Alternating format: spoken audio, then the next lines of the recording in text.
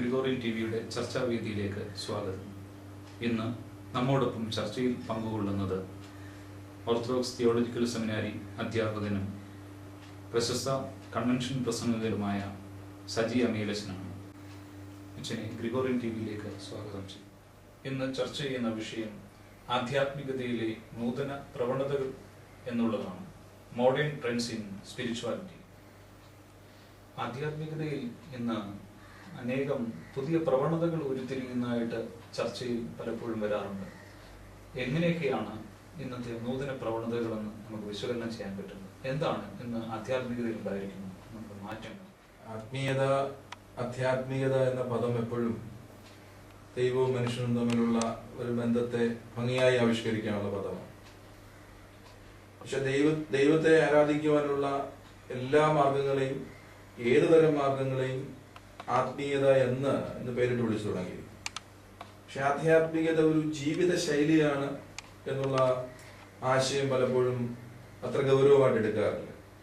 പ്രത്യേകിച്ച് സഭയുടെ പശ്ചാത്തലത്തിൽ പൗരസ്ത്യവേദ ശാസ്ത്രത്തിൽ ആധ്യാത്മികത എപ്പോഴും ജീവിതവുമായി ജീവിതചര്യകളുമായി ഏറെ ബന്ധപ്പെട്ട് ആത്മീയതയെ നിർവചിക്കാൻ ശ്രമിച്ചിട്ടുണ്ട്. വാക്കുകളിലൂടെ മാത്രം എക്സ്പ്രസ് ചെയ്യുന്നതല്ല, ശബ്ദങ്ങളിലൂടെ മാത്രം എക്സ്പ്രസ് ചെയ്യുന്നതല്ല, മറിച്ച് അതിന് ഒരു ജീവിതവുമായുള്ള, ജീവിത ചിട്ടകളുമായിട്ടുള്ള, ജീവിത വിശുദ്ധിയുമായിട്ടുള്ള ഒക്കെ ഒരു ബന്ധത്തിലാണ് പിതാക്കന്മാർ ആത്മീയത നിർവഹിച്ചിരിക്കുന്നത്. അപ്പൊ അത്തരത്തിൽ ഇന്നത്തെ ആധ്യാത്മികതയെ വിശകലനം ചെയ്യുവാൻ ശ്രമിക്കുമ്പോൾ കാണുന്നതിനെ എല്ലാം മനുഷ്യൻ ആധ്യാത്മികത എന്ന് വിളിച്ചു തുടങ്ങിയത് വലിയ അപകടമാണ്. ഇപ്പം പലയിടത്തും പലരും വിശേഷിപ്പിക്കാറുണ്ട്, ഈ നൂറ്റാണ്ട് ദിസ് ഈസ് ആൻ ഇറ ഓഫ് സ്പിരിച്വൽ റെവല്യൂഷൻ. ഇത് ആത്മീയ വിപ്ലവത്തിന്റെ ഒരു വലിയ നൂറ്റാണ്ടാണ് എന്ന് വിശേഷിക്കും. അവിടെ തന്നെ ഒരു ചെറിയ പ്രയാസം നമുക്ക് തോന്നുന്നത്, ആധ്യാത്മികതയിൽ വിപ്ലവങ്ങൾക്ക് എന്തുതരം സാധ്യതകളാണുള്ളത് എന്ന ചോദ്യം തന്നെ പ്രഥമമായി ഉയരുന്നു. ഏതായാലും നമ്മുടെ ഒരു സാധാരണ വിശ്വാസി സമൂഹം വല്ലാത്തൊരു അമ്പരപ്പോടെ, ഒരാശയക്കുഴപ്പത്തോടെ ഈ മേഖല ജീവിക്കുന്നത് ഒരു സത്യമാണ്. കാണുന്നതെല്ലാം, കേൾക്കുന്നതെല്ലാം ആധ്യാത്മികതയാണോ എന്ന ചോദ്യം ഉയരുമ്പോൾ വിശുദ്ധ വേദപുസ്തകം തന്നെയാണ് അതിന് പരമമായ ഒരു ഉത്തരം നൽകേണ്ടത് എന്ന എന്റെ ഒരു വിശ്വാസം. വേദപുസ്തകത്തിൽ തന്നെ ഒരുപക്ഷെ ഈ അപകട സൂചന വളരെ ഭംഗിയായിട്ട് കൈകാര്യം ചെയ്യുന്നു. യേശുവിനെ തന്നെ വളരെ വ്യക്തമാക്കുന്നുണ്ട്, വചനം വളരെ വ്യക്തമാക്കുന്നുണ്ട്. ആ നാളിൽ പലരും വരും, എന്റെ നാമത്തിൽ അടയാളവും അത്ഭുതങ്ങളും കാണിക്കും, എന്നാൽ നിങ്ങൾ അവിടേക്ക് ഓടിപ്പോകുവാനായിട്ട് ഇടയാകരുത് എന്നൊക്കെയുള്ള മുൻസൂചനകൾ വേദപുസ്തകത്തിന് ലഭിക്കുന്നു. ഇവിടെ സൂചിപ്പിക്കപ്പെട്ടതുപോലെ തന്നെ ആധ്യാത്മികത ഒത്തിരി പുതിയ പ്രവണതകൾ വരുന്ന ഒരു സത്യമാണ്. പ്രത്യേകിച്ച് വ്യക്തി കേന്ദ്രീകൃതമായ ആത്മീയതയുടെ ഒരു വലിയ പ്രസക്തിയിലേക്കാണ് എത്തുന്നത്. അതിനെ നമ്മൾ കൾട്ടിക് സ്പിരിച്വാലിറ്റി എന്ന് ഇന്ന് പേരിട്ട് വിളിക്കുന്നു. ലോകം എമ്പാടും ആരാധകരെ സൃഷ്ടിച്ചുകൊണ്ട്, വലിയ ഇളക്കങ്ങളെ സൃഷ്ടിച്ചുകൊണ്ട് മുന്നേറുന്ന ആധ്യാത്മികത നമ്മുടെ മുമ്പിലുണ്ട്. ഒരു ദൃശ്യമാധ്യമങ്ങളിലൂടെ കാണുമ്പോൾ, അല്ലെങ്കിൽ പോയി നിന്ന് കാണുമ്പോൾ അവിടെ ലഭിക്കുന്ന അനുഭവങ്ങളൊക്കെ ഇതാണോ ആധ്യാത്മികത എന്ന് ചിന്തിക്കുന്നവരുടെ എണ്ണം ദിനംപ്രതി കൂടുന്നു എന്നൊരു സത്യം. പക്ഷെ ഇവിടെ ആ ചോദ്യം നമ്മൾ ആ ചർച്ചയിൽ തന്നെ വളരെ വ്യക്തമാക്കപ്പെടേണ്ടത്, ജനക്കൂട്ടം ഏറ്റവും കൂടുതൽ ജനം അംഗീകരിക്കുന്നതിനെയാണോ ആത്മീയത പേരിട്ട് വിളിക്കേണ്ടത്? ഏറ്റവും കൂടുതൽ ശബ്ദം ഉണ്ടാക്കുന്നവരെയാണോ നാം ആധ്യാത്മികൻ എന്ന് വിളിക്കേണ്ടത്? അതോ സഭയുടെ ഒരു വലിയ ദർശനം അനുസരിച്ചുകൊണ്ട് ഒരു ജീവിത ശൈലിയെ, പ്രത്യേകമായ ഒരു ജീവിത ക്രമങ്ങളെ പിന്തുടരുന്നവരെയാണോ ആത്മീയ എന്ന് വിളിക്കേണ്ട ചോദ്യമാണ് അവിടെ പ്രസക്തം. ഇന്ന് കാണുന്ന ആൾക്കൂട്ടത്തിൽ അധിഷ്ഠിതമായ ഒരു ആധ്യാത്മികതയോട് എങ്ങനെ നിർവചിക്കാൻ കഴിയുമെന്നുള്ളതാണ് നാം ചർച്ച ചെയ്യപ്പെടേണ്ട വിഷയം എനിക്ക് തോന്നുന്നു. ഏതായാലും ആത്മീയതയിൽ വളരെ ശക്തമായ പുതിയ പ്രവണതകൾ കടന്നു വരുന്നു. അത് ജനങ്ങളെ വല്ലാത്തൊരു ആശയക്കുഴപ്പത്തിലും അമ്പരപ്പിലുമായിട്ടൊന്നും എന്നുള്ളൊരു സത്യം നിഷേധിക്കാൻ കഴിയും. പ്രധാനമായിട്ട് ഈ വ്യക്തി കേന്ദ്രീകൃത ആധ്യാത്മികത എന്നൊരു പുതിയ പ്രവണത ശക്തമായിട്ട് വരുന്നത് ഈ മാധ്യമങ്ങളിലൂടെയൊക്കെ നമ്മൾക്ക് കാണുന്നുണ്ട്. അപ്പൊ ഇവിടെ വിസ്മരിക്കപ്പെടുന്നത് യഥാർത്ഥ ദൈവിക കാഴ്ചപ്പാടുകൾ യേശു ക്രിസ്തു കാണിച്ചു തന്നതായ അമൂല്യങ്ങൾ, അവയൊക്കെ വിസ്മരിക്കപ്പെട്ടിട്ട് വ്യക്തികൾക്ക് വളരെയേറെ പ്രൊജക്ഷൻ ലഭിക്കുന്നു എന്നുള്ളത് മാത്രമല്ലേ എന്നുള്ള ഒരു വിഷയം നമുക്ക് ചർച്ചയ്ക്കായിട്ട് വരേണ്ടതായിട്ടുണ്ട്. തീർച്ചയായിട്ടും അത് വളരെ ഗൗരവമായി ചർച്ച ചെയ്യപ്പെടേണ്ട, ആധ്യാത്മികതയെ വളരെ അപകടകരങ്ങളായ ഒരു ധ്രുവത്തിലേക്ക് ഇന്ന് നയിച്ചുകൊണ്ടിരിക്കുക. ആ മേഖലയിൽ ഇന്ന് എല്ലാവരും ആവർത്തിച്ച് ചർച്ച ചെയ്യപ്പെടുന്ന രണ്ട് പദങ്ങളാണ് ഞാൻ സൂചിപ്പിച്ചു വെച്ചു. ഒന്ന് കൾട്ടിക് സ്പിരിച്വാലിറ്റി, വ്യക്തി കേന്ദ്രീകൃതമായ വ്യക്തിയുടെ കഴിവിൽ അധിഷ്ഠിതമായ, അദ്ദേഹത്തിന് മിറക്കിൾ ചെയ്യാനുള്ള അത്ഭുതമാകാം, വചനം പങ്കുവെക്കാനുള്ള അത്ഭുതമാകാം, എന്തായാലും അദ്ദേഹത്തിന്റെ കഴിവുകളിൽ അധിഷ്ഠിതമായി ഉള്ള ഒരു ആധ്യാത്മികത. അത് വളരെ വ്യക്തമാകുന്നത് അവരുടെ പ്രസംഗങ്ങളെ തന്നെ നിരീക്ഷണ ബുദ്ധിയോടെ ആ പ്രസംഗങ്ങളെ ഒന്ന് വിലയിരുത്താൻ ശ്രമിക്കുമ്പോൾ എന്താണ് 30 മിനിറ്റ് നീണ്ടു നിൽക്കുന്ന ഒരു പ്രസംഗത്തിന്റെ വാട്ട് ഈസ് എ കണ്ടന്റ്, എന്താണ് അതിന്റെ ഒരു ത്രസ്റ്റ്? എല്ലാ പ്രസംഗങ്ങൾക്കും ഒരു ത്രസ്റ്റ് ഉണ്ടല്ലോ. തീർച്ചയായിട്ടും ഒരു ഒരു ഒരു ക്രിസ്ത്യൻ ഇവാഞ്ചലിസ്റ്റ് ഒരു പ്രസംഗം നടത്തുമ്പോൾ ആരും അവരെ പഠിപ്പിക്കേണ്ട is basic trust is nothing but Jesus Christ. സംശയമൊന്നും വേണ്ടാത്ത കാര്യം. ക്രിസ്തുവാണ് നമ്മുടെ പ്രസംഗത്തിന്റെ ഒരു ഫോക്കസ് ആയിട്ട് നമ്മളെപ്പോഴും അവതരിപ്പിക്കും. പക്ഷെ ഇപ്പം വളരെ കൗതുകകരമായി തോന്നുന്നത് അല്ലെങ്കിൽ ആശങ്കാപരമായി തോന്നുന്നത് മറ്റൊന്ന്, ഈ പ്രസംഗങ്ങളെ ഒന്ന് വിശകലനം ചെയ്യുമ്പോൾ ഇവിടെ ആ പ്രസംഗിക്കുന്ന ആളുടെ പവർ, ഞാൻ പ്രാർത്ഥിച്ചു സൗഖ്യം ലഭിച്ചു, ഞാൻ പ്രാർത്ഥിച്ചു ജോലി ലഭിച്ചു എന്ന് പറയുന്ന പേഴ്സണൽ എബിലിറ്റീസ് അവിടെയൊക്കെ പറയുന്നുണ്ട്. ഇതിന്റെ ഒരു സോഴ്സ് ക്രിസ്തുവാണെന്നുള്ള ബോധ്യം, അല്ലെങ്കിൽ അതിനൊരു മറുവശമായി അവർ ചൂണ്ടിക്കാണിക്കാനുള്ളത് ക്രിസ്തുവിലൂടെ ഇതൊക്കെ കിട്ടും എന്നതിന് ഒരു സപ്പോർട്ടീവ് ഈവൻസ് ആയിട്ട് ഇത് ഉപയോഗിക്കപ്പെടുന്നു എന്നാണ് മറുപടി ഭാഷയുമായി നമുക്ക് ലഭിക്കാറുള്ളത്. പക്ഷെ നമ്മുടെ ഒരു പ്രശ്നം, നമ്മുടെ മുമ്പിൽ ഇരിക്കുന്ന ഒരു ശ്രോതാവ്, ഈ ശ്രോതാവ് ഈ പ്രസംഗം കേൾക്കുമ്പോൾ വാട്ട് ഈസ് ഹിസ് ഫീഡ്ബാക്ക്? ഇതിൽ നിന്ന് അവനിലേക്ക് സന്നിവേശിക്കപ്പെടുന്ന സന്ദേശം എന്താണ്? അവനിലേക്ക് സന്നിവേശിക്കപ്പെടുന്ന സന്ദേശം മറ്റൊന്നുമല്ല, ഈ പ്രസംഗിച്ച ആള് അല്പ എബിലിറ്റീസ് ഒക്കെ ഉള്ള ആളാണ്, so we must follow him. അതാണ് പ്രസംഗത്തിന്റെ ഒരു വലിയ കഴിവുമുള്ളത്. അവിടെയാണ് സഭയുടെ, പ്രത്യേകിച്ച് മലങ്കര ഓർത്തഡോക്സ് സഭയുടെ ഒരു ആരാധന ജീവിതത്തിൽ ഏറെ പ്രസക്തി ഉണ്ടെന്ന് ഞാൻ വിശ്വസിക്കുന്നത്. കാരണം ആ ആരാധന ജീവിതത്തില് പ്രത്യേകിച്ച് എനിക്ക് വളരെ വ്യക്തിപരമായി എനിക്ക് സന്തോഷം തോന്നുന്ന നിമിഷം, ബലിയർപ്പിക്കുവാനായി ബലിപീഠത്തിന് മുമ്പാകെ നിൽക്കുന്ന കാർമികൻ, ആ കാർമികൻ സഭയുടെ പരിശുദ്ധ കാതോലിക്ക ബാബ തിരുമനസ്സാകാം, അല്ലെങ്കിൽ നിയുക്ത കാതോലിക്ക ബാബ തിരുമനസ്സാകാം, ഇടവമത്ര പോലത്തെ ആകാം, വന്യരായ സീനിയർ ഗണത്തിലെ റമ്പാച്ചന്മാരോ ഗോറബിസ്കോപ്പന്മാരോ ആകാം, അല്ലെങ്കിൽ സീനിയർ വൈദികരാകാം, അല്ലെങ്കിൽ എന്നെ പോലെ പൗരോഹിത്യ തലമുറയിലെ ഇളത്തലമുറക്കാരാകാം. നമ്മളൊക്കെ കാർമികരായി നിൽക്കുകയാണ്. പക്ഷെ ആ ബലിപീഠത്തിന് മുമ്പിൽ കാർമികനായി നിൽക്കുന്ന ഒരു പുരോഹിതൻ, ആ പുരോഹിതന്റെ വായിലൂടെ എപ്പോഴും പുറത്തേക്ക് വരുന്ന ഒരു പ്രാർത്ഥന സഭ നിശ്ചയപ്പെടുത്തിയത് ഞാനോ ബലഹീനനും പാപിയും ദാസനുമാവുന്നു. അവിടെ ഒരു പ്രോട്ടോകോൾ ഡിഫറൻസ് ഇല്ലേ? അവിടെ എല്ലാവരും സഭ, എനിക്കത് വളരെ എനിക്ക് എന്നിൽ ആവേശം ഉണ്ടാക്കിയിട്ടുണ്ട്. കാരണം മറുവശവുമായിട്ട് കമ്പാരിസൺ ചെയ്യുമ്പോൾ മറുവശത്ത് എപ്പോഴും പ്രസംഗപീഠത്തിൽ ഉയർന്നു കേൾക്കുന്ന ഒരു claim, I am something, I have some power എന്നുള്ളതാണ്. മറുവശത്ത് ഇപ്പോൾ സഭയുടെ ഒരു ആരാധന ജീവിതയിൽ കർത്താവേ നിന്റെ മുമ്പിൽ നിൽക്കുമ്പോൾ എനിക്ക് എന്താ പറയാനുള്ളത്? ഞാൻ ബലഹീനനാണ്, ഞാൻ പാപിയാണ്, ദാസനാണ്. നമ്മളെ സംബന്ധിച്ച് നമുക്ക് കൾട്ടിക് സെൻസിലല്ല നമ്മൾ ഈ ആധ്യാത്മികതയെ കൊണ്ടുപോകാൻ. ജനം എന്തിൽ വിശ്വസിക്കുന്നുണ്ടോ നമ്മുടെ ചർച്ചയിൽ തുടർന്ന് നമ്മൾ ചർച്ച ചെയ്യപ്പെടേണ്ട വിഷയമാണ്. പക്ഷെ വേദപുസ്തകം എന്താണ് പഠിപ്പിക്കുന്നത്? ക്രിസ്തു ഒരു കൾട്ടിക് തലത്തിൽപ്പെട്ട ആളായിരുന്നില്ല. അങ്ങനെയെങ്കിൽ ജനക്കൂട്ടം രാജാവാക്കാൻ വിളിക്കുമ്പോൾ കിരീടത്തിനായി തലതാഴ്ത്തി കൊടുക്കുന്ന ഒരു ദൈവം വേദപുസ്തകത്തിൽ ക്രിസ്തു ഇല്ല. മറിച്ച് മലയിലേക്ക് വാങ്ങിപ്പോയി പ്രാർത്ഥിച്ചു എന്ന തലങ്ങളാണ് നാം കാണുന്നത്.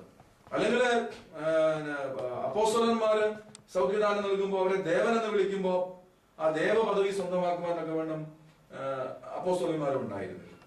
അപ്പൊ അവിടെ നമ്മൾ ചിന്തിക്കേണ്ട ചിന്തനീയമായ ഒരു വിഷയം, ക്രിസ്തുവാണോ കൈമാറ്റം ചെയ്യപ്പെടുന്നത്? On the brand of Jesus Christ, on the label of Jesus Christ, somebody or something become highlighted എന്നുള്ളതാണ് അവിടെ ഏറ്റവും വലിയ പ്രശ്നം. അതുകൊണ്ട് എന്റെ ഏറ്റവും വലിയ ഈ വിഷയം ചർച്ച ചെയ്യുമ്പോൾ ഏറ്റവും വലിയ പ്രശ്നം വ്യക്തി കേന്ദ്രീകൃതമായ ആധ്യാത്മികത മുന്നോട്ട് പോയാൽ വ്യക്തിയുടെ അപജയങ്ങളും വളർച്ചകളും ഒക്കെ ഈ ആധ്യാത്മികതയെ സ്വാധീനിക്കും. നമുക്കറിയാം കഴിഞ്ഞ നൂറ്റാണ്ടുകളുടെ ഒക്കെ ചരിത്രം അതാ പഠിപ്പിക്കുന്നത്. നമുക്കറിയാം ചരിത്രത്തിൽ ഇതൊരു പുതിയ സംഭവമൊന്നുമല്ല.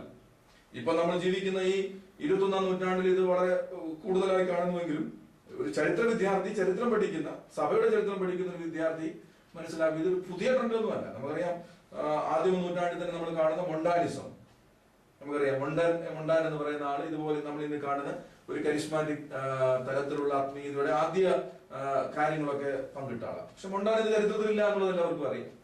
പിന്നെ ഇങ്ങോട്ട് ഒത്തിരി വേറെ വേദവിവീര്യങ്ങൾ വന്നു, അത് നമ്മൾ വിശദീകരിക്കുന്നില്ല ഇവിടെ. അങ്ങനെ മധ്യശതകങ്ങളും ഒക്കെ ഒത്തിരി ആളുകൾ ഉണ്ടായിരുന്നു. ഈ 20-ാം നൂറ്റാണ്ടിന്റെ ആരംഭത്തിലും ആളുകൾ ഉണ്ടായിരുന്നു, ഇല്ലേ? പക്ഷെ അവിടെയൊക്കെ ഒരു കുറഞ്ഞ പീരീഡിലേക്ക് അല്ലെങ്കിൽ അവരുടെ ലൈഫ് സ്പാനിലേക്ക് കുറെ ഫോളോവേഴ്സിനെ സൃഷ്ടിക്കുക, മടങ്ങുക, ഒരു സ്ഥായിയായ നിലനിൽപ്പ് നമുക്ക് എങ്ങും കാണാൻ പറ്റാത്തത് കൊണ്ട് നമ്മുടെ ആശ്വാസം അല്ല, ഒരു കൺക്ലൂഷൻ പലപ്പോഴും നമ്മൾ നടത്തുന്നത് ദൈവ കേന്ദ്രീകൃതമായി സ്ഥാപിക്കപ്പെട്ടതൊക്കെ നിലനിൽക്കും. അവിടെയാണ് സഭയെ പറ്റി നമുക്കുള്ള ഒരു വലിയ ബേസ്. ഇവിടെ വ്യക്തികൾ മാറി മാറി വരും, ബാബ തിരുമേനിമാർ മാറി മാറി വരും, മെത്രാപ്പൊലീത്തന്മാർ മാറി മാറി വരും, പുരോഹിതന്മാർ മാറി മാറി വരും. പക്ഷെ സഭ നിലനിൽക്കുന്നു എന്നത് ഇത് വ്യക്തിയിൽ കേന്ദ്രീകൃതമല്ല, ഈ ആധ്യാത്മികത. അതാണ് അതിനകത്ത് പ്രധാനപ്പെട്ട ഒരു വിഷയം. ഈ വ്യവസ്ഥാപിത അപ്പോസ്തോലിക പൈതൃകമുള്ള സഭകൾക്ക് ഇങ്ങനെയുള്ള വ്യക്തികൾ അധിഷ്ഠിതമായ പ്രവർത്തനങ്ങൾ വളരെയേറെ ഭീഷണിയായിട്ട് വരുന്നുണ്ട്. തീർച്ചയായും അത് എങ്ങനെ നമുക്ക് അതിനെ തരണം ചെയ്യാൻ സാധിക്കും? തീർച്ചയായും നമ്മുടെ ഒരു എപ്പിസ്കോപ്പൽ എന്ന് പറയാവുന്ന, അച്ഛൻ സൂചിപ്പിച്ചതുപോലെ വ്യവസ്ഥാപിതം എന്ന് പറയുന്ന, സ്ട്രക്ചറൽ എന്ന് പറയാവുന്ന സഭകൾക്ക് തീർച്ചയായിട്ടും നമ്മൾ ഇന്ന് പേരിട്ട് വിളിക്കുന്ന നിയോ കരിസ്മാറ്റിക്, നവ ആ പദം ഇപ്പൊ നമ്മൾ ഉപയോഗിക്കുന്നത്. ഒരു കാലത്ത് നാം പെന്റക്കോസ്റ്റലിസം എന്നൊക്കെ പദം ഉപയോഗിച്ചെങ്കിലും ഇന്നത്തെ ഏറ്റവും പുതിയ മോഡേൺ സ്കോളർഷിപ്പിൽ അവരെ ഉപയോഗിക്കുന്നത്. കാരണം പെന്റക്കോസ്റ്റലിസം തന്നെ ഇന്ന് ക്രിട്ടിസൈസ് ചെയ്യുന്ന ഒരു വിഭാഗമായിട്ടാണ് നിയോ കാരിസ്മാറ്റിസം, അല്ലെങ്കിൽ നിയോ, അതിനെ മറ്റൊരു പദം കൂടെ വിളിക്കാറുണ്ട്, നിയോ പെന്റക്കോസ്റ്റലിസം ഒക്കെ വളർന്നു വരും. അവർ തന്നെ അതിനെ ഒരു പക്ഷേ ചോദ്യം ചെയ്യുന്നുണ്ട്. കാരണം ഈ വ്യക്തി കേന്ദ്രീകൃതമായ ഇത് സഭകൾക്ക് തീർച്ചയായിട്ടും വെല്ലുവിളിയാണ്. സഭകളൊക്കെ വളരെ വെല്ലുവിളിയുടെ തലങ്ങളിൽ തന്നെ ഇതിനെ കാണുന്നത്. ഇതിന്റെ വലിയ പ്രശ്നം ഒരു സാധാരണ വിശ്വാസി ഇതിനെ എങ്ങനെ നോക്കിക്കാണുന്നു. എന്റെ വേദശാസ്ത്ര തലം ഉണ്ട്, അതിന്റെ വേദപുസ്തക തലം ഉണ്ട്.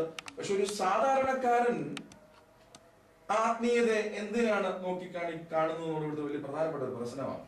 ഒരു സാധാരണക്കാരനെ സംബന്ധിച്ചോളം അവന് കുഞ്ഞിന് പനി വന്നാൽ അത് മാറുക എന്നത് അവന്റെ ആവശ്യമാണ്.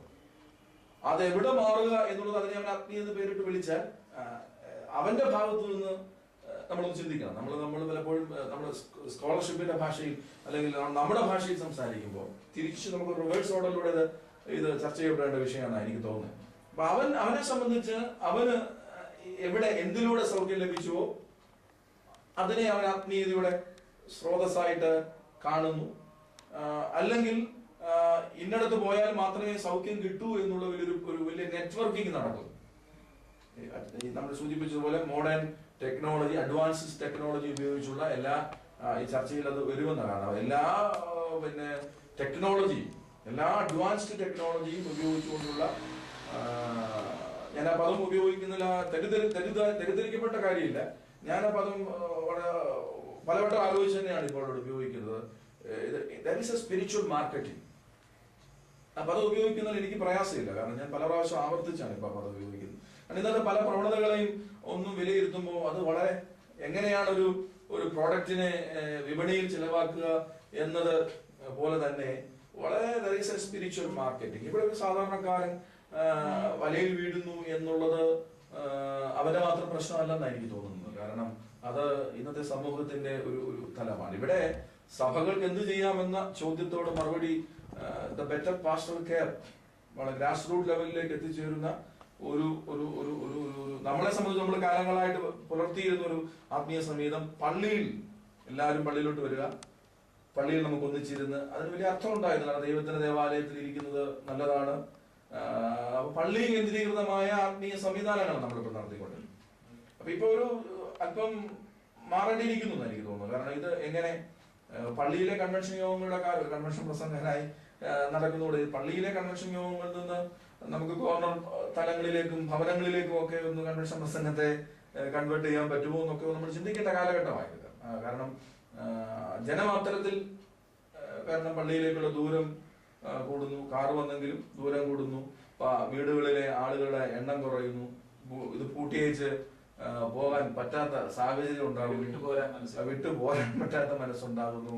അതുപോലെ തന്നെ നമുക്ക് നമ്മുടെ ഒരു ആരാധന ശൈലിയിൽ അല്പം സുദീർഘമായ ടൈം വിടുന്നു. പ്രത്യേകിച്ച് ഇപ്പം ഈ IT മേഖലയിൽ പ്രവർത്തിക്കുന്ന സുഹൃത്തുക്കൾക്കൊക്കെ ആഴ്ചയിൽ 6 ദിവസവും ജോലി ചെയ്യേണ്ടി വരുമ്പോൾ അവൻ ആകെപ്പാടെ കിട്ടുന്ന ഒരു ഒരു ഒരു ഒരു വിശ്രമ സമയം എന്ന് പറയുന്നത് ഞായറാഴ്ചയാവും. അപ്പൊ ആ സമയത്ത് രാവിലെ കൃത്യം 7 മണിക്ക് തന്നെ പള്ളിയിൽ എത്തി 7:30 വിശുദ്ധ കുർബാന തുടങ്ങി 8:30 അവസാനിക്കുന്ന നമ്മുടെ ഒരു സിസ്റ്റവും, മറുവശത്ത് നീ എഴുന്നേൽക്കുമ്പോൾ വന്നാൽ മതി, 10:30 11 മണിക്ക് വന്നാൽ മതി, നിനക്ക് വേണ്ടി പ്രാർത്ഥിക്കുന്ന ഒരു സിസ്റ്റം ഉണ്ടോ എന്നൊക്കെ പറയുമ്പോൾ ഇപ്പൊ മനുഷ്യൻ ആത്മീയത എപ്പോഴും ദൈവസംബന്ധിയാണ്, പക്ഷെ ആധ്യാത്മികത ഇപ്പൊ മനുഷ്യ സംബന്ധിയായി മാറുന്നു എന്നുള്ളതാണ് നമ്മുടെ മുമ്പിലുള്ള ഏറ്റവും വലിയ പ്രതിസന്ധി. അപ്പൊ ഇതിനോടൊക്കെ സഭ അതിന്റെ ഫ്രെയിം ഓഫ് മിനിസ്ട്രി അല്ല, സഭയുടെ വേദശാസ്ത്രം വളരെ പവിത്രമാണ്, അതിനകത്ത് യാതൊരു കോംപ്രമൈസും തയ്യാറാകണമെന്ന് തോന്നിയിട്ടില്ല. പക്ഷെ ദ ഫ്രെയിം ഓഫ് മിനിസ്ട്രി, നമ്മൾ കൊടുത്തിരിക്കുന്ന ആ ഒരു മിനിസ്ട്രിക്ക് കാലഘട്ടത്തോട് യോജിക്കുന്ന തകത്തിലുള്ള ചില പരിഷ്കാരങ്ങൾ വന്നെങ്കിൽ മാത്രമേ ഇതിനെ നമുക്ക് ഫ്രൂട്ട്ഫുൾ ആയിട്ട് നേരിടാൻ പറ്റും. അല്ലെങ്കിൽ ഇപ്പോൾ ഒരാളൊരു സഭയിലേക്ക് പോയ മറ്റു സഭയിലേക്ക് പോയി നമ്മൾ സാധാരണ ചെയ്യാറ് വേദവസ്തു എടുത്തിട്ട് ശിശുസ്നാനം ശരിയാണോ എന്ന് പറഞ്ഞ് ഉൽപ്പത്തി മുതൽ വെളിപാട് വരെ അത് വേണം അവരെ പഠിപ്പിക്കാൻ ശ്രമിക്കുമ്പോൾ. അത് മാത്രമല്ല അവന്റെ പ്രശ്നമെന്നും കൂടെ നമ്മളൊന്ന് തിരിച്ചറിയണം. അത് സാമൂഹിക ചുറ്റുപാടുകളും ഒക്കെ ഒന്ന് ഗൗരവമായിട്ട് വിലയിരുത്തുന്ന ഒരു സമീപനം വേണം, എന്നാലത് വിജയിക്കത്തുള്ളതാണ് എനിക്ക് തോന്നുന്നു. ആധ്യാത്മികതയുടെ ലക്ഷ്യമാണ് പ്രശ്നമെന്ന് തോന്നുന്നു. ആധ്യാത്മികതയിലൂടെ എന്താണ് മനുഷ്യൻ ലക്ഷ്യമിടുന്നത്, അതാണ് ഇന്നത്തെ ഒരു പ്രശ്നമല്ലേ. ഭൗതികതയ്ക്ക് വേണ്ടി ആധ്യാത്മികതയെ കൂടുതൽ ഉപയോഗിക്കുന്നു എന്നുള്ളതാണ് പഴയ കാലത്തെ ഒരു ആധ്യാത്മികതയിൽ നിന്ന് വ്യത്യസ്തമായിരിക്കുന്നത്. അതായിരിക്കാം ഇന്നത്തെ ഇതിന്റെ ബേസിക് ആയിട്ടുള്ള ഒരു പ്രശ്നം. തീർച്ചയായിട്ടും അതൊരു വലിയ പ്രശ്നം തന്നെയാണ്. ആത്മീയതയുടെ ലക്ഷ്യം എന്ത് എന്നുള്ളതാണ് നമ്മൾ വളരെ ഗൗരവമായിട്ട് ചിന്തിക്കേണ്ട ഒരു വിഷയം. എന്താണ് ലക്ഷ്യം എന്നുള്ളത് വളരെ പ്രധാനപ്പെട്ട പ്രശ്നം. വിശുദ്ധ വേദപുസ്തകം നമ്മൾ ഒന്ന് ആഗമനം പഠിക്കുമ്പോൾ എന്താണ് ആത്മീയതയുടെ ലക്ഷ്യം? ആത്മീയതയുടെ ലക്ഷ്യം എന്ന് പറയുന്നത് ദൈവവുമായുള്ള ബന്ധമാണ്. മറ്റൊന്നിനെ നമ്മൾ ആത്മീയത പേരിട്ട് വിളിക്കുകയില്ല. ദൈവവുമായി നമ്മൾ ബന്ധപ്പെടുക, ദൈവത്തിന്റെ സന്നിധിയിൽ ദൈവവുമായി ബന്ധപ്പെടുന്നതിനെ നമ്മൾ ആത്മീയത എന്ന് വിളിക്കുമ്പോൾ അതിന്റെ ഒരു ഭാഗം മാത്രമാണ് ഇന്ന് നമ്മൾ വളരെ ഹൈലൈറ്റ് ചെയ്ത് അവതരിപ്പിക്കപ്പെടുന്ന നമ്മുടെ ആവശ്യങ്ങൾ എന്നുള്ളത്, നമ്മുടെ മെറ്റീരിയൽ നീഡ്സ് എന്നുള്ളത്. തീർച്ചയായിട്ടും അത് പറയാൻ ഒരു പ്രൊവിഷൻ ആത്മീയതയിൽ ഉണ്ടെന്ന് തന്നെയാണ് വിശ്വാസം. ആ പ്രൊവിഷൻ ആത്മീയതയിൽ ഇല്ലെങ്കിൽ പിന്നെ എന്തായാലും കാരണം യേശുക്രിസ്തു കർത്തൃ പ്രാർത്ഥനയെ പഠിപ്പിച്ചപ്പോഴും അതിന് സ്പേസ് ഉണ്ട്. ഞങ്ങൾക്ക് അന്നുള്ള ആഹാരം തരണമെന്ന് പ്രാർത്ഥിക്കാനുള്ള ഒരു സ്പേസ് ഉണ്ട്, അത് തീർച്ചയായിട്ടും ഉണ്ട്. പക്ഷെ ഇന്നൊരു പ്രശ്നം, നമ്മളിപ്പം ക്യാൻസർ എന്ന രോഗത്തെ പറ്റി പറഞ്ഞു വരുമ്പോൾ എപ്പോഴും പറയും നമ്മുടെ ശരീരത്തിന്റെ എല്ലാ കോശങ്ങളും ഒരുപോലെ വളർന്നാൽ അതിനെ ആരും ക്യാൻസർ എന്ന് പേരിട്ട് വിളിക്കാറ്. ശരീരത്തിന്റെ ഏതെങ്കിലും ഒരു കോശം മാത്രം അനിയന്ത്രിതമായി വളർന്നാൽ നമുക്ക് പേടിക്കും, നമ്മളതിനെ ക്യാൻസർ എന്ന് പേരിട്ട് വിളിക്കും. അത് അപകടമാണ്. ഈ പറഞ്ഞത് തന്നെ ആത്മീയതയിൽ സംഭവിക്കുന്നു എന്നുള്ളതാണ് പ്രശ്നം. മനുഷ്യന് ദൈവത്തോട് ആവശ്യങ്ങൾ പറയാനുള്ള സ്വാതന്ത്ര്യമുണ്ട്. ദൈവം അവന്റെ ആവശ്യങ്ങളെ കേൾക്കുന്ന, അവന്റെ പരാതികളെയും കേൾക്കുന്ന ദൈവമാണ്. അതിന് ഉത്തരം അനുഗ്രഹങ്ങളിലൂടെ മറുപടി നൽകുന്ന ദൈവവുമാണ്. പക്ഷെ അതിലുപരി ആത്മീയതയുടെ ഏക ലക്ഷ്യം ഇതാണ് എന്ന നിലയിലാണ് ഇപ്പം ആത്മീയതയുടെ പോക്ക്. എന്റെ ആവശ്യങ്ങളുണ്ടെങ്കിൽ ഇന്ന കൂട്ടായ്മയിലേക്ക് പോവുക, അല്ലെങ്കിൽ ഇന്ന ആളെ കൊണ്ട് പ്രാർത്ഥിക്കുക, അത് നേടും, നമ്മളൊരു സർട്ടിഫിക്കറ്റ് കൊടുക്കും. ഇവിടെയാണ് ആത്മീയത മുഴുവനും. സോ ആത്മീയതയുടെ ചെന്നപ്പോൾ സൂചിപ്പിച്ചതുപോലെ ആത്മീയതയുടെ മൊത്തം ലോകത്തന്നെ ചുരുങ്ങിയിരിക്കും. ഈ നമ്മുടെ ആവശ്യങ്ങളിൽ അധിഷ്ഠിതമായിട്ടാണ് ആത്മീയതയുടെ ലോകത്തെ ചുരുക്കുന്നത്. പക്ഷെ ആധ്യാത്മികത എന്ന് പറയുന്നത് ദൈവമനുഷ്യ ബന്ധമാണ്, ദൈവമനുഷ്യ സംഭാഷണമാണ്. ദൈവത്തിന്റെ മുമ്പാകെ മനുഷ്യൻ എങ്ങനെ നിൽക്കണമെന്ന് പഠിപ്പിക്കുന്നതാണ് ആധ്യാത്മികത. അല്ലെങ്കിൽ ദൈവം ഒരു മനുഷ്യൻ ഇങ്ങനെയൊക്കെ ആയിരിക്കണം എന്ന് വേദവസ്തു പഠിപ്പിച്ചത്, അത് പാലിക്കുന്നത് കൂടിയാണ് ആധ്യാത്മികത. ഇവിടെയാണ് മലങ്കര സഭയുടെ, ഓർത്തഡോക്സ് സഭയുടെ ആരാധനയുടെ ജീവൻ എന്ന് പറയുന്നത്. നമുക്കറിയാം, ആരാധനാ ജീവിതത്തിൽ കടന്നു വരുമ്പോൾ വ്യക്തിപരമായ നന്മകൾ എണ്ണി പറയുവാനുള്ള സാധ്യതകൾ അതിന്റെ പ്രൊമ്യൂൺ സഭകളിലില്ല. അവിടെയൊക്കെ നമ്മൾ വളരെ ഗൗരവമായിട്ട് പറയുന്ന ഒന്ന് ദൈവത്തിന്റെ മഹത്വത്തെ കുറിക്കുന്ന, പിന്നെ നമ്മുടെ അനുതാപ ഹൃദയത്തെ ഒന്ന് എംഫസൈസ് ചെയ്യുന്ന, ഇത്തരത്തിലാണ് എന്റെ പ്രാർത്ഥന ഒന്ന് കോർഡിനേറ്റ് ചെയ്തിരിക്കുന്നത്. അതാ ദൈവമഹത്വത്തെ നീ സർവശക്തനാകുന്നു, നീ മഹാനാകുന്നു, നീ ബലവാനാകുന്നു എന്നൊക്കെ തന്നെയുള്ള യേശുക്രിസ്തു ദൈവത്തിന്റെ മഹത്വത്തെ പറ്റിയുള്ള വർണ്ണനകളും, ഞാൻ ഭാവിയാണ് നിന്റെ സന്നിധിയിലേക്ക് വരാം, പക്ഷെ നിന്റെ കൃപയാണ് എന്നെ ഇവിടേക്ക് കൂട്ടിക്കൊണ്ടുവന്നുള്ള എംഫസിസ് ആണ് സഭയുടെ ആരാധനയിൽ കാണുന്നത്. മറുവശത്ത് സംഭവിക്കുന്നത് അങ്ങനെയല്ല.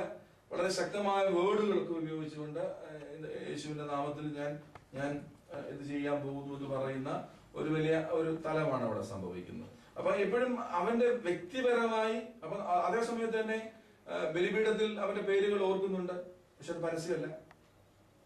തൂയോബോ ശുശ്രൂഷയിൽ പേരുകൾ ഓർക്കപ്പെടുന്നുണ്ട്, അത് പരസ്യം. മുമ്പ് ഞാൻ പറഞ്ഞല്ലോ, ഒരു ആത്മീയതയുടെ ഒരു സെന്റിമെന്റൽ തലം വർക്കൗട്ട്.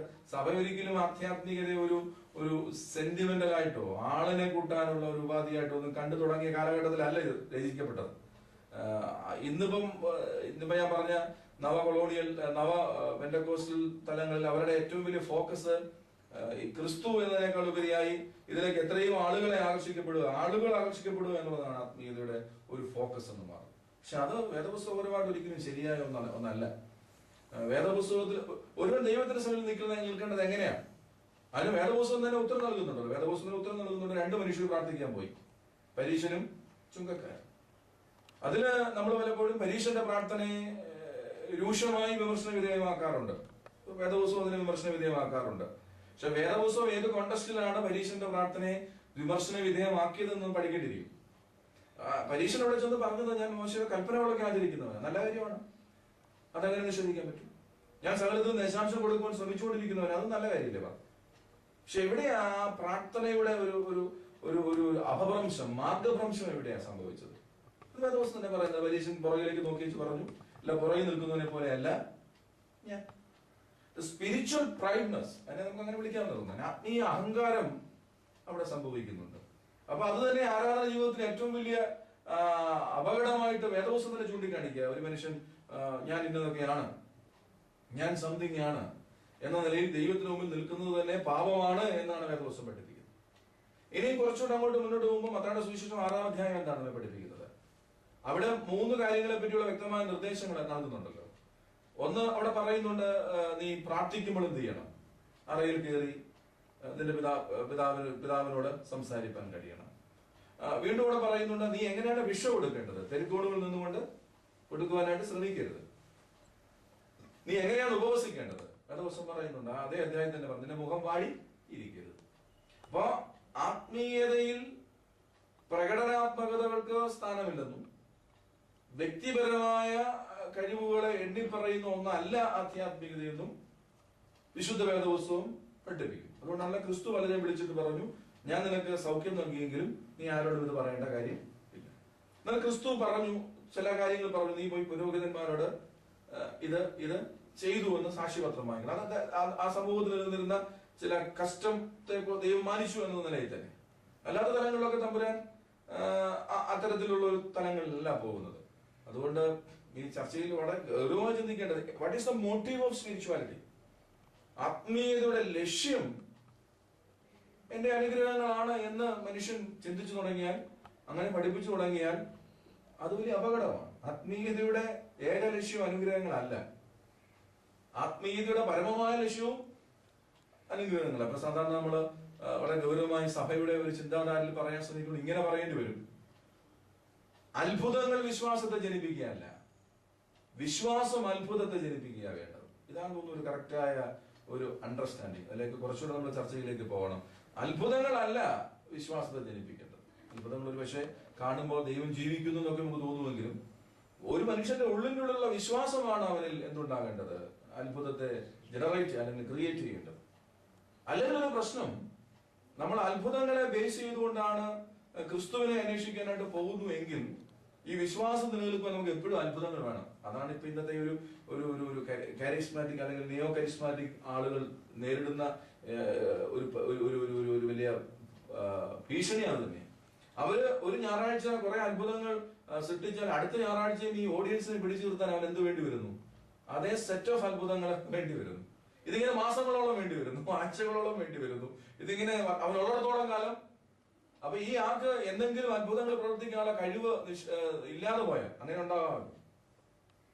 എന്തു പറയും? ആള് കുറയും. സഭയുടെ വേദശാസ്ത്രത്തിൽ ഇപ്പം വിശുദ്ധ കുർബാന മാധുര്യമായിട്ട് ചൊല്ലാൻ അറിയുന്ന അച്ഛന്മാരോട് ഇല്ലാത്ത അച്ഛന്മാരോട് ഇവർ രണ്ടുപേരും ചൊല്ലിയാലും ആള് ഒരുപോലെയാണ് എന്തിനെ കാണുന്നത്? വിശുദ്ധ കുർബാനെ കാണുന്നത്. പക്ഷെ അവിടെ എന്നുമ്പോ ഈ ചർച്ചയുടെ ആദ്യ ഭാഗത്തൊക്കെ നമ്മൾ സൂചിക്കപ്പെട്ടതാ, ഈ ആള് നേതാവിന്റെ എബിലിറ്റീസിൽ അധിഷ്ഠിതമായിട്ടാണ് എന്തിനെ കൊണ്ടുപോകുന്നത്? ആത്മീയതയെ കൊണ്ടുപോകുന്നത്.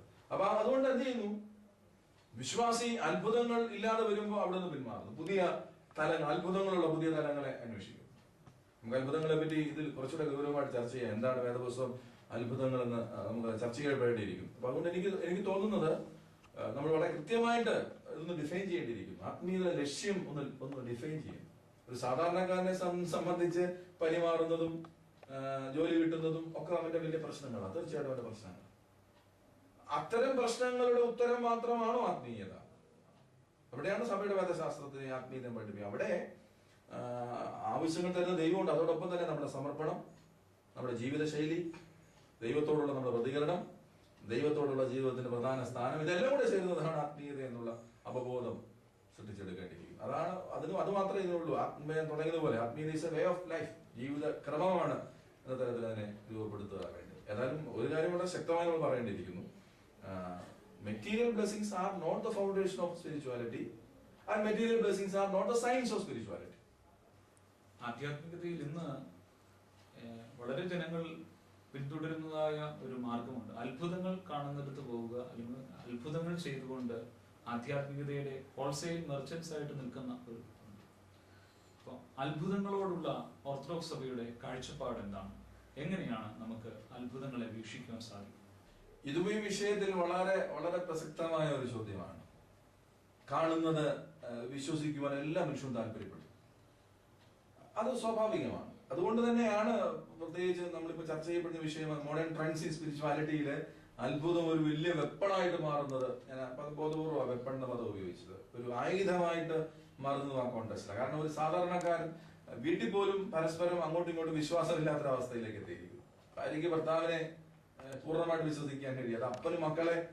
അപ്പൊ ഭാര്യ ഭർത്താവിനെ വിശ്വസിക്കണമെങ്കിൽ ഭാര്യയ്ക്ക് ഭർത്താവിനെ സ്നേഹിക്കുന്നു തോന്നുന്ന എന്തെങ്കിലുമൊക്കെ. അതുകൊണ്ടാണ് നമ്മൾ സാരി മേടിച്ചു കൊടുക്കുകയും ബർത്ത്ഡേ ഇത് ഇന്നത്തെ ലോകം അങ്ങനെ മാറിയിരിക്കുന്നു. കാരണം ആരെ അന്ധമായിട്ട് വിശ്വസിക്കുന്ന ശൈലി ഇവിടെ ഇതൊരു സാമൂഹ്യപരമായ ചുറ്റുപാടുകൂടെ ഉണ്ടെന്നാണ് തോന്നുന്നത്. അതായത് വിശദീകരിക്കാൻ ശ്രമിച്ചു. അങ്ങനെ അന്ധമായിട്ട് ആരെയും വിശ്വസിക്കുന്ന ഒരാളില്ല. ഇപ്പൊ അതിന് വലിയൊരു അപകടം, ദൈവത്തെ പോലും ഇപ്പൊ അന്ധമായിട്ട് വിശ്വസിക്കാൻ ആരുമില്ല. ദൈവം ഉണ്ടോ എന്നതിന് തെളിവായിട്ട് അത്ഭുതമാണ്. ഇത് വേദപുസ്തകം ഈ പ്രതിസന്ധി കൈകാര്യം ചെയ്യുന്നുണ്ട്. പരീക്ഷന്മാര് അവരും ദൈവത്തോട് പറഞ്ഞു, താനെ നിന്നെ ഞങ്ങൾ വിശ്വസിക്കാം, നോ പ്രോബ്ലം, പക്ഷെ നീ അത്ഭുതം ചെയ്യണം.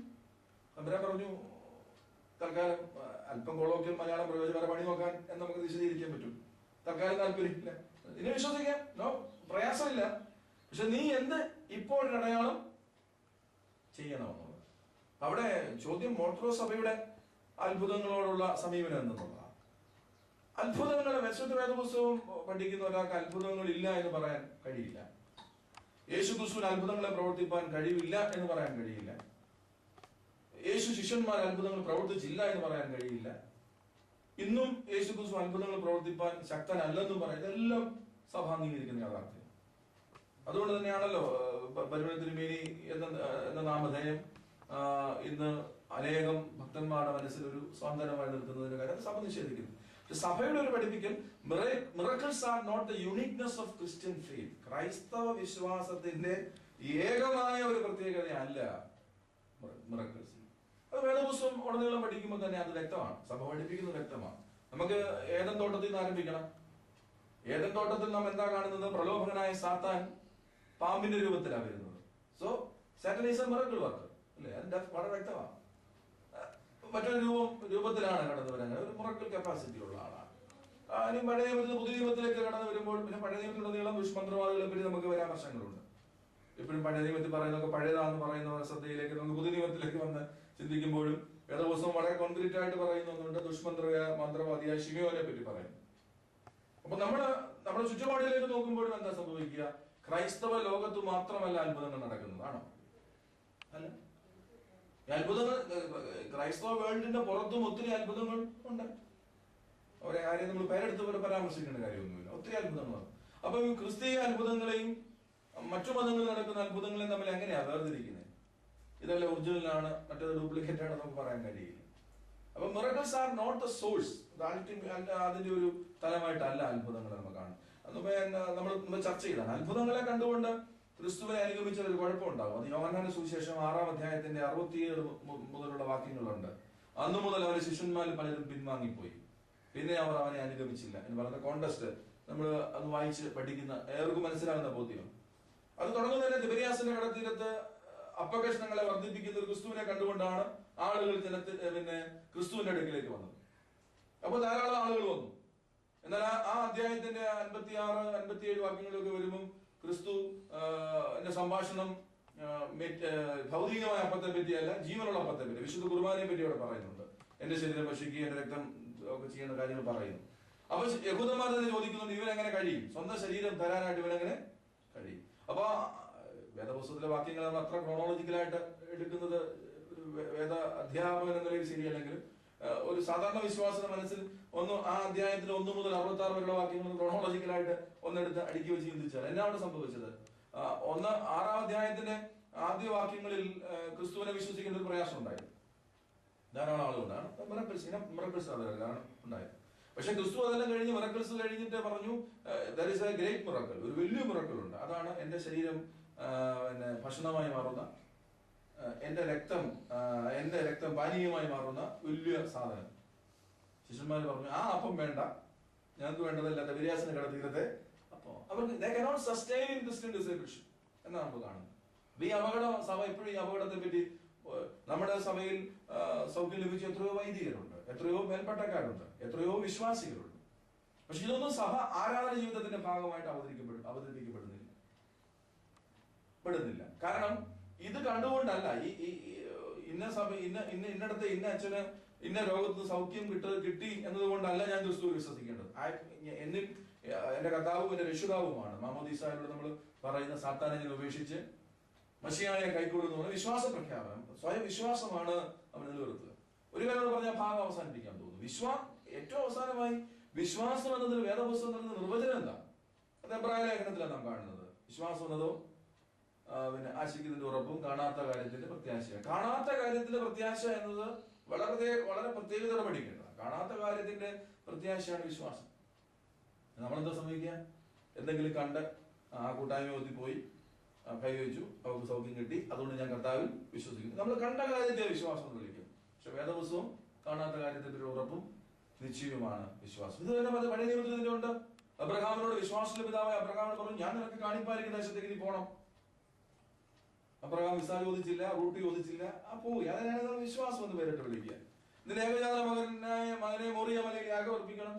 അബ്രഹാം അറിയാൻ വയ്യ, ദൈവം അവസാനം ഇടപെടുകയില്ലയോ. പക്ഷെ തന്റെ മകനെ കൊണ്ട് മോറിയ മല വരെ പോകാനായിട്ട് അബ്രഹാം അതിനെ വിശ്വാസം എന്ന് വിളിക്കും. അപ്പോൾ വിശ്വാസത്തിന് എപ്പോഴും ഇന്ന് നമ്മൾ പറയുന്ന പോലെ തന്നെ കാണുന്ന തലം അല്ല, കണ്ട തലമല്ല. അതാ സഭയുടെ വിശ്വാസം. വിശ്വാസം എന്നത് മുമ്പേ ഞാൻ പറഞ്ഞതോട് ആവർത്തിക്കാം, അത്ഭുതങ്ങൾ വിശ്വാസത്തെ ജനിപ്പിക്കുകയല്ല, വിശ്വാസം അത്ഭുതങ്ങളെ ജനിപ്പിക്കുക എന്നതാണ് സഭയ്ക്ക്, പ്രത്യേകിച്ച് ഓർത്തഡോക്സ് സഭയ്ക്ക് അത്ഭുതങ്ങളുടെ കാഴ്ചപ്പാടെന്നാണ് എന്റെ ഉത്തമമായ ബോധ്യം. ആധ്യാത്മിക ജീവിതത്തിൽ ഇന്ന് അനേക പ്രമുഖ പ്രസംഗകർ, പാസ്റ്റേഴ്സ് അല്ലെങ്കിൽ നവയുഗ ഗുരുക്കന്മാർ ഉയർത്തെഴുന്നേറ്റിട്ടുണ്ട്.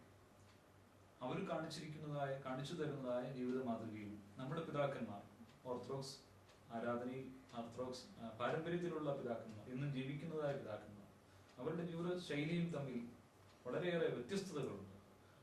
എന്താണ് ഈ ഓർത്തഡോക്സ് പിതാക്കന്മാരുടെ ജീവിത ശൈലിയും ഇന്നത്തെ ഈ നവഗുരുക്കന്മാരുടെ ജീവിത ശൈലിയും തമ്മിലുള്ള വ്യത്യാസം എന്താണ്? അതിൽ നിന്ന് വ്യത്യസ്തമായിട്ട് നമുക്ക് കണ്ടെത്താൻ സാധിക്കും. സഭയുടെ പിതാക്കന്മാരും ഇന്ന് നമ്മൾ കാണുന്ന പുതിയ ആൾ ദൈവങ്ങളും ആ പദം ഉപയോഗിക്കപ്പെടാവുന്ന തന്നെയാണ്, ഉപയോഗിക്കപ്പെടുന്നുമുണ്ട്.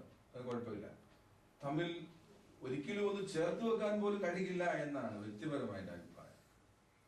സഭയുടെ ഇന്ന് ജീവിച്ചിരിക്കുന്ന പിതാക്കന്മാർ തൊട്ട് പുറകോട്ടുള്ള ചരിത്രം നമ്മൾ പഠിക്കുമ്പോൾ എന്തു തരം ഒരു ജീവിത ശൈലിയുടെ വക്താക്കളായിരുന്നു എന്നുള്ളത് നാം ചിന്തിക്കേണ്ടത്. നമുക്കറിയാം, അതിന് തുടക്കം തന്നെ പിതാക്കന്മാരിലേക്ക് വരുന്നതിന് മുമ്പ് തന്നെ ആ ജീവിത ശൈലിയെ പറ്റി വേദപുസ്തകം ഉത്തരം നൽകുന്നു. നമുക്ക് അവിടുന്ന് ആരംഭിക്കണം. യോഹന്നാൻ വെട്ടുക്കിളിയും കാട്ടുതീനും ധരിച്ചുകൊണ്ട് മരുഭൂമിയിൽ രാപ്പാർത്തു എന്ന് വേദപുസ്തകം നമ്മെ പഠിപ്പിക്കുന്നുണ്ട്. ക്രിസ്തു തമ്പുരാൻ പ്രലോഭനായ സാത്താനെ അതിജീവിക്കാൻ തക്കവണ്ണം മരുഭൂമിയിലേക്ക് എത്തുന്നു എന്നും ജനക്കൂട്ടം രാജാവാക്കാൻ ഭാവിച്ചപ്പോ വേറിട്ട് മലയിലേക്ക് പോകുന്നു എന്നും ഒക്കെ നമ്മൾ കാണുന്നുണ്ട്. അംഗീകാരങ്ങളുടെ ജനക്കൂട്ടത്തിന്റെ മധ്യേ, ജനത്തിന്റെ പ്രശംസയുടെ മധ്യേ ജീവിക്കുവാൻ ആഗ്രഹിക്കുന്നവരായിരുന്നില്ലേ പിതാക്കന്മാരായി? അവര് കൂടുതൽ സമയവും മൗനമായാലും ഉപവാസമായാലും സ്വജീവിതത്തിന്റെ പീഡനത്തിലൂടെ ദൈവത്തെ മഹിമപ്പെടുത്തുക എന്നുള്ളതായിരുന്നു ആത്മീയതയുടെ ഒരു പരിധി വരെ ആത്മീയതയുടെ ലക്ഷ്യം. അതാ ക്രിസ്തു പഠിപ്പിച്ച ആത്മീയ ലക്ഷ്യം എന്താ? ക്രിസ്തു എന്തിനാ കുരിശെടുത്തത്? ക്രിസ്തുവിന് വേണ്ടി ഒരു കുരിശും എടുത്തിട്ടില്ലല്ലോ. ക്രിസ്തു നമുക്ക് വേണ്ടി കുരിശെടുത്തു. തന്റെ ജീവിതത്തെ ശൂന്യവൽക്കരിച്ചുകൊണ്ട് ജനത്തിനു വേണ്ടി നന്മ ചെയ്യുക എന്ന ഒരു ആത്മീയതയുണ്ട്. മറുവശത്ത് എന്താ സംഭവിക്കുക? അച്ഛന്റെ ചോദ്യം പുതിയ ദൈവങ്ങളെ പറ്റി, പുതിയ ദൈവങ്ങളെ പറ്റി പറയുമ്പോൾ ഞാൻ പറയും ആഗോളവൽക്കരണത്തിന്റെ എല്ലാ സാധ്യതകളും ഉപയോഗിക്കപ്പെടുന്ന ദൈവങ്ങളാണ് ഇവരൊക്കെ. അതവരുടെ വേഷവിധാനം മുതൽ, അവിടെ സ്റ്റേജ് അവതരണം മുതൽ, അവരുടെ മൈക്ക് അവതരണം മുതൽ, ആൾക്കൂട്ടത്തിന്റെ പൊസിഷനിങ് വരെ മൈന്യൂട്ടായിട്ട് നമ്മൾ ചർച്ച ചെയ്യപ്പെടേണ്ട വിഷയം. നമുക്കറിയാം, കോട്ടും സൂട്ടും ടൈയും ഇല്ലാതെ ഇവരെ ആരെയും നമുക്ക്, അത് വലിയ അപരാധമാണോ നിലയിലൊന്നുമല്ല ഞാൻ പറഞ്ഞു എന്നല്ല പറയുന്നത്. ഏറ്റവും മോഡേൺ ടെക്നോളജിയിലെ സൗണ്ട് സിസ്റ്റമാണ് ഇവിടെ ഉപയോഗിക്കപ്പെടുന്നുള്ളത് എല്ലാവർക്കും പരസ്യമായ രഹസ്യമാണ്. അവിടെ സ്റ്റേജുകൾ വളരെ ഭംഗിയായി ഫ്ലവർ വൈസ് കൊണ്ടൊക്കെ ഒന്ന് ഇങ്ങനെ ഡെക്കറേറ്റ് ചെയ്യപ്പെട്ടിരിക്കുന്നു എന്നുള്ളതും പ്രധാനപ്പെട്ട. അതിനെല്ലാം കാരണം ആഗോളവൽക്കരണം പറയുന്നു presentation is one of the important factor. How to be presented, എങ്ങനെയാണിത് അവതരിപ്പിക്കുന്നത്. നമ്മുടെ പിതാക്കന്മാർ അതിനെപ്പറ്റിയൊക്കെ ലീസ്റ്റ് ബോധേഡാണ്. അവരുടെ ആധ്യാത്മികതയിൽ ജനത്തിന് ബോധ്യമാകാൻ വേണ്ടി എന്തെങ്കിലുമൊക്കെ ചെയ്യുന്നവരാണെന്ന് തോന്നുന്നില്ല. അങ്ങനെയുള്ള ആത്മീയത അവർക്ക് മനസ്സിലാകുമെന്നും തോന്നുന്നില്ല. പക്ഷെ ഇവിടെ ഒരു ചെറിയ പാട്ട് പാടിയാൽ പോലും എങ്ങനെ ജനത്തിന്റെ ടെമ്പോ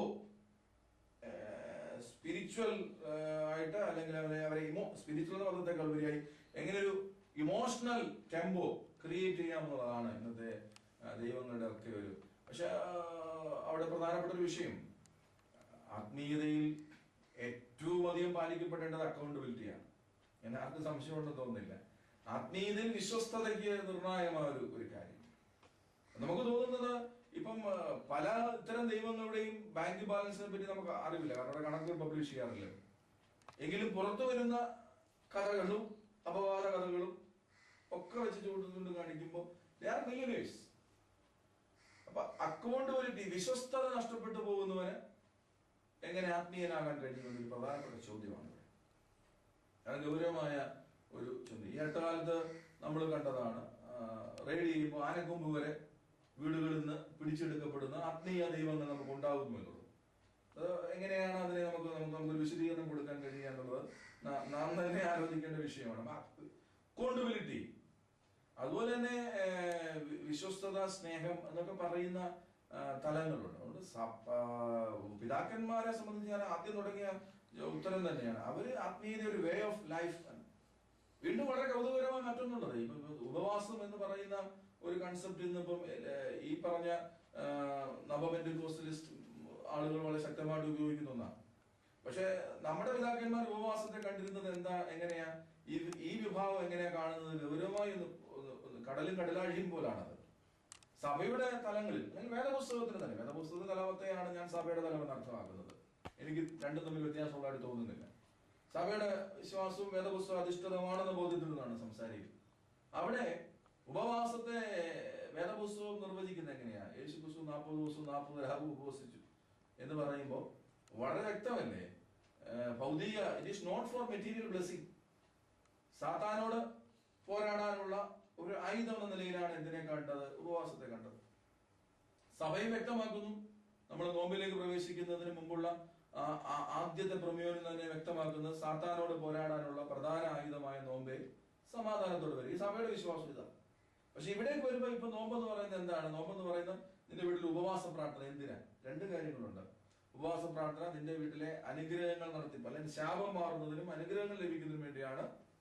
അതിന്റെ ഫണ്ടമെന്റൽ കൺസെപ്റ്റ് തന്നെ മാറിയില്ലേ? പിന്നെ നമ്മൾ ഉപവാസം എന്ന് പറയുമ്പോൾ ഉപവാസം എന്ന് പറയുന്നത് പ്രാർത്ഥനയിൽ മാത്രം ഒതുങ്ങി നിന്നില്ല. ഉപവാസത്തിന് there is a way of life. അതുകൊണ്ടാണ് രാവിലെ ഫാസ്റ്റിംഗ് നടത്തിയത്, മത്സ്യമാംസാദികൾ വർജിക്കുന്ന ഭക്ഷണക്രമങ്ങൾ ഉണ്ടാക്കിയത്. ഇതെല്ലാം ഉണ്ടായത് സഭയുടെ ധാരണയിൽ ഉപവാസം എന്ന് പറയുന്നത് it is not for a material blessing. ഇത് പ്രലോഭനായ സാത്താനോട് പോരാടാനുള്ള ഒരു ആയുധമാണ്. സഭയുടെ പിതാക്കന്മാരുടെ ദർശനത്തിലൊക്കെ അതല്ലേ കാണുന്നത്. പക്ഷെ ഇവിടെ ഇതാ 2 മണി വരെ പാട്ടുപാടി കൃഷ്ണാന ഭോജനവും കഴിഞ്ഞ് വീട്ടിൽ പോകുന്ന ഒരു ഉപവാസം വളരെ പ്രകടമാണ്. ഒരുപക്ഷെ പുതിയ ലോകക്രമത്തിൽ അവർക്ക് പലർക്കും താല്പര്യമായിട്ട് തോന്നുന്നുണ്ടാകാം. പക്ഷെ കൺസെപ്റ്റിൽ ഈ അടിസ്ഥാന വ്യതിയാനം ഉണ്ടായിട്ടുണ്ട് എന്നുള്ളത് ഗൗരവമായി എല്ലാവരുടെയും ശ്രദ്ധയിൽ വരേണ്ട ഒരു വിഷയം തന്നെ.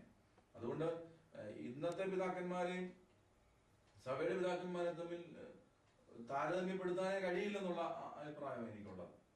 താരതമ്യപ്പെടുത്തുന്ന പറ്റില്ല. കാരണം രണ്ടുപേരും രണ്ട് എൻറ്റിറ്റികൾ നിൽക്കുന്നവരാണ്, രണ്ട് തലങ്ങളിൽ നിൽക്കുന്നവരാണ്. ഈ ഇന്നത്തെ ഒരു മോഡേൺ ട്രെൻഡ്സിലെ ആളുകളുടെ പരമാവധി ലക്ഷ്യം ഒന്നേ ഉള്ളൂ, ദേ വാണ്ട് മോർ ഫോളോവേഴ്സ്. അവർക്ക് വ്യക്തിപരമായി ഒത്തിരി, അതുകൊണ്ടാണ് ഈ ഫ്ലെക്സ് ബോർഡുകൾ, അവർ അടിക്കുന്ന സപ്ലിമെന്റുകൾ ഒക്കെ നോക്കിയാലും എപ്പോഴും അതിന്റെ പ്രൊജക്ഷൻ എവിടെ? ക്രിസ്തു അല്ല, സംശയം. പ്രൊജക്ഷൻ ആടെ ഫോട്ടോയിലും ആടെ കുടുംബത്തിന്റെ ഫോട്ടോയിലും ഒക്കെ വരുന്ന ആ ഒരു പ്രൊജക്ഷൻ തന്നെ അതിന് വളരെ വ്യക്തിപരമായ കാലം. അതുകൊണ്ട് ജീവിതം ആണ് ആത്മീയത എന്ന് വിശ്വസിക്കുന്നവർക്ക് ഇത് എത്രമാത്രം ഉൾക്കൊള്ളാൻ കഴിയും എന്നുള്ളത് വലിയ പ്രയാസം. പിന്നെ അഡ്വർടൈസ്മെന്റ് ലോകത്ത് ജീവിക്കുന്ന ഈ തലമുറയ്ക്ക് കൂടുതൽ അഡ്വർടൈസ്മെന്റ് കിട്ടുന്നതിനെ അവർ സത്യം ധരിക്കും. അങ്ങനെയാണ് നമ്മൾ ഉൽപ്പന്നങ്ങൾ വാങ്ങിക്കുക. കൂടുതൽ കാണുന്ന തലയെ അവർ ആത്മീയത എന്ന് വിളിക്കും. അവരെ സംബന്ധിച്ച് എങ്ങനെ ഒരു ഡോക്ടറുടെ അടുത്ത് പോയി ഒരു ഇമ്മീഡിയറ്റ് റിലീഫ്, നമ്മളിപ്പോ ഒരാളെ നല്ല ഡോക്ടർ എന്ന് വിളിക്കുന്നപ്പോഴാണ് തരുന്നത് ഹൈ ആന്റിബയോട്ടിക് ആണെങ്കിലും പെട്ടെന്ന് രോഗം, അത് പിൻകാലത്ത് ഉണ്ടാക്കി വെക്കുന്ന സൈഡ് എഫക്റ്റിനെ പറ്റി നമ്മൾ അത്ര വലിയ വാചാൽ, നമ്മൾ അത്ര ഗൗരവമുള്ളത് ഇത് തന്നെ ആത്മീയതയിൽ സംഭവിക്കുന്നു എന്നതൊരു യാഥാർത്ഥ്യമുണ്ട്. സഡൻ റിലീഫ്, അത് എന്ത് തരം സൈഡ് എഫക്റ്റുകളെ ആത്മീയത ഉണ്ടാക്കുന്നു ആരും ഇവിടെ ചർച്ച ചെയ്യപ്പെടുന്നില്ല എന്നതാണ് നമ്മൾ അപകടം. അതുകൊണ്ട് സഭയുടെ ഒരു ആത്മീയ ചൈതന്യങ്ങളെയും ഇന്നത്തെ ഒരു ആത്മീയ സംവിധാനങ്ങളെയും ചേർത്ത് വെക്കാൻ കഴിയാവുന്നതേ അല്ല. ഓർത്തഡോക്സ് സഭാ പാരമ്പര്യത്തിൽ പിതാക്കന്മാർ അവരുടെ ജീവിതത്തിൽ ത്യാഗത്തിന് വളരെയേറെ പ്രസക്തി കൊടുത്തിരുന്നു. ദൈവത്തിന് വേണ്ടി സ്വയം പീഡ സഹിക്കുമ്പോഴും മറ്റുള്ളവർക്ക് ആശ്വാസം ലഭിക്കുന്നതിന് വേണ്ടി മാത്രമാണ് അവർ യത്നിച്ചിരുന്നത്. ഉദാഹരണത്തിന് പരിമല തിരുമേനി തന്റെ ജീവിതത്തിൽ ആജീവനാന്തം രോഗിയായിട്ട് തുടരുമ്പോഴും തന്റെ അടുക്കൽ വരുന്നവർക്കൊക്കെ സൗഖ്യം ലഭിക്കുന്നുണ്ട്, അവർക്ക് വേണ്ടി പ്രാർത്ഥിക്കുന്നുണ്ട്, എന്നാൽ താൻ രോഗിയായിട്ട് തുടരുന്നു. ഇത് ഓർത്തഡോക്സ് ആധ്യാത്മികതയിൽ ത്യാഗം എന്നുള്ളത് വളരെയേറെ പ്രസക്തമാണ്. അത് ഇന്നത്തെ ഈ നൂതനമായ ഈ ആധ്യാത്മിക സംവിധാനങ്ങളിൽ നഷ്ടപ്പെട്ടു പോകുന്നു. ഈ നൂതനമായ ആധ്യാത്മികത എപ്പോഴും നൂതനമായ ഒരു സമൂഹത്തിന്റെ പ്രൊഡക്റ്റൂടാണ്. നമ്മുടെ സമൂഹത്തിൽ മാറിക്കൊണ്ടിരിക്കുന്ന ചിന്താഗതികളുടെ മാറ്റം. ഈ ത്യാഗം എന്ന് പറയുന്നത് ഏറ്റവും മഹത്തരമായ ഒരു ദർശനമാണ് എല്ലാ മതസങ്കല്പങ്ങളിലും. പ്രത്യേകിച്ച് ക്രൈസ്തവ മതദർശനങ്ങളിൽ ക്രൂശ് ഇല്ലാത്ത ഒരു ആത്മീയതയെ പറ്റി നിർവചനങ്ങളേ ഇല്ല.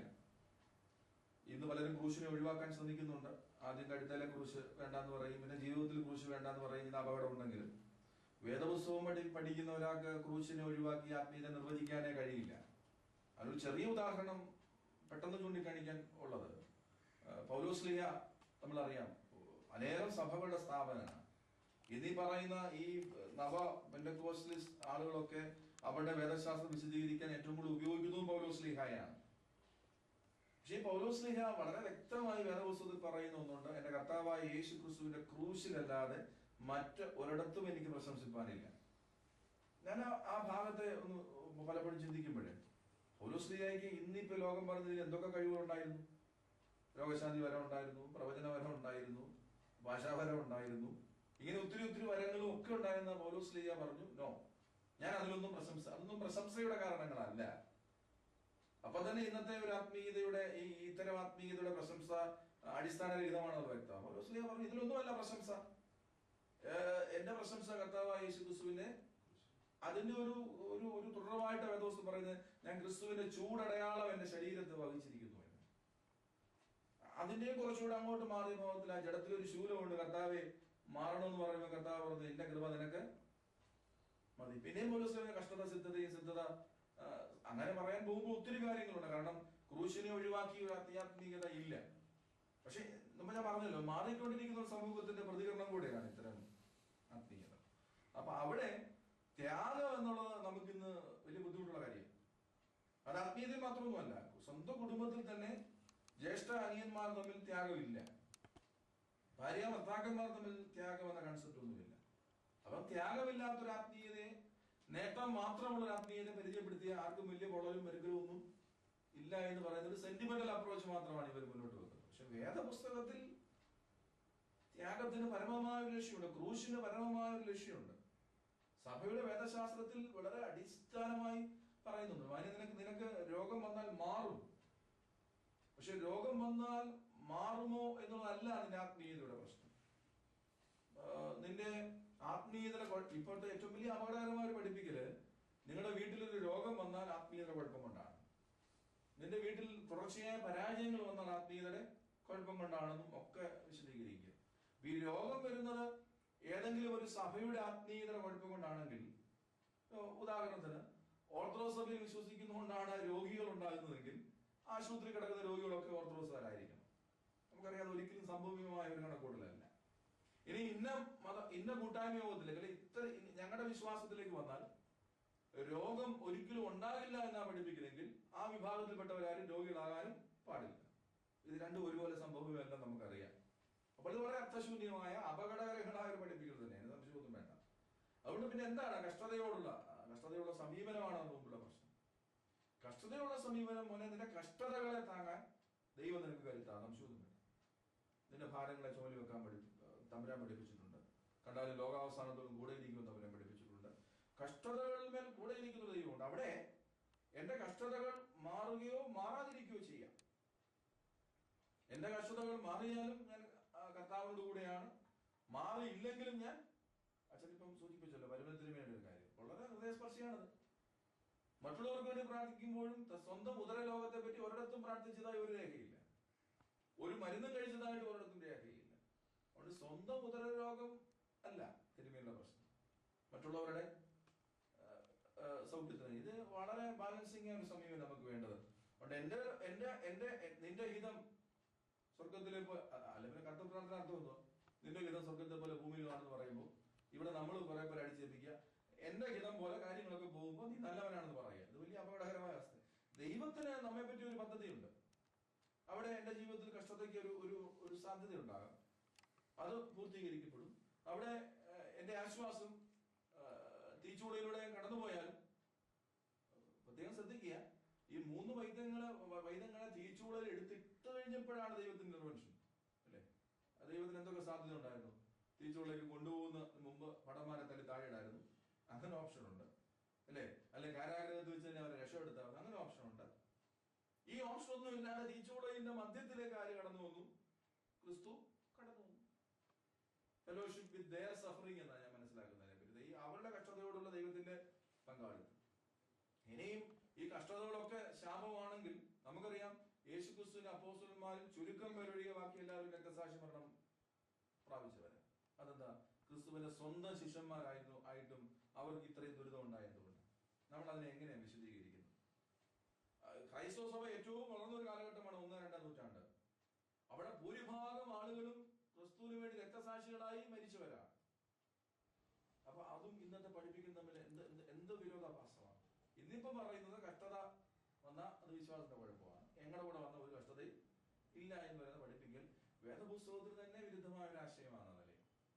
അതുകൊണ്ട് കഷ്ടതയിൽ എന്റെ വിശ്വാസമാണ് പറയുന്നത്, കഷ്ടതയിൽ ആശ്വസിപ്പിക്കുന്ന ഒരു ദൈവമുണ്ട്, കഷ്ടതയിൽ നമുക്ക് ആശ്വാസം കണ്ടെത്തുന്ന ഒരു ദൈവവുമുണ്ട്. അവിടെ എന്റെ കഷ്ടത മാറിയോ ഇല്ലയോ എന്നുള്ളതല്ല ആത്മീയതയുടെ പാരാമീറ്റർ, അതിന്റെ നിർദ്ദേശക സൂചി എന്ന് എനിക്ക് തോന്നുന്നു. നമ്മുടെ പിതാക്കന്മാരൊക്കെ പഠിപ്പിച്ചു വന്ന, ഇന്നും പഠിപ്പിക്കുന്ന, സഭ പഠിപ്പിക്കുന്ന ഒന്നാണ് മനനി ദൈവകരങ്ങൾ സമർപ്പിക്കുക. അതുകൊണ്ടാണല്ലോ പലപ്പോഴും ഓർത്തഡോക്സ് സഭയിലെ പുരോഹിതന്മാർ, അത് പരാതി കൂടി പലരും ഉന്നയിക്കാം, പുരോഹിതർക്ക് രോഗമായിട്ട് വരുമ്പോൾ മാറും എന്ന് ഒതന്റിക്കായിട്ട്, അത് പറയണോ പറയണ്ട എന്നൊക്കെ നമ്മൾ ചർച്ച ചെയ്യേണ്ട വിഷയമാണ്. ഒതന്റിക്കായിട്ട് പറയാതെ നമ്മൾ പലപ്പോഴും പറയുന്നത് കർത്താവിന്റെ കരങ്ങളിൽ, കർത്താവിന്റെ ഇഷ്ടം പോലെ സംഭവിക്കട്ടെ എന്ന് പറയാൻ ഭൂരിഭാഗം ആളുകളും ഒരു ശരിയായ സമീപനം ഒരു വിഷയം അതാണ്. കർത്താവാണ് അതിനകത്ത് ഒരു ഡിസൈഡിങ് ഫാക്ടർ, നോട്ട് മീ, ഞാനല്ല അതിന്റെ ഡിസൈഡിങ് ഫാക്ടർ. ഇവിടെ ചിലർ ചിന്തിക്കുന്നത് എന്റെ പ്രാർത്ഥനയുടെ ആ ശക്തിയും ഒക്കെ എന്റെ ഒരു എബിലിറ്റിയുടെ ഭാഗമായിട്ടാണ് സൗഖ്യം നൽകുന്നത്. അവിടെ നമ്മളൊരു കടമറ്റത്തിലെത്തുന്ന ശൈലിയിലാണ് ഇതിനെ കാണുന്നത്. ഞാൻ എന്തെങ്കിലും ഏതാണ്ടൊക്കെ വിഭൂതികളെ സൃഷ്ടിച്ച് ഞാൻ അങ്ങോട്ട് കൊടുക്കുമ്പോൾ I am great, I am something എന്ന് പറയുന്ന ഒന്നാണ്. അതുകൊണ്ട് നമുക്ക് ഒരിക്കലും യോജിക്കാൻ കഴിയില്ല. അതുകൊണ്ട് കഷ്ടത ക്രൈസ്തവ ജീവിതത്തിന്റെ ഭാഗമാണ്, പാർട്ട് ഓഫ് ക്രിസ്ത്യൻ സ്പിരിച്വാലിറ്റി. അത് പിതാക്കന്മാരുടെ വ്യക്തമായി പഠിപ്പിക്കുന്നു. ആ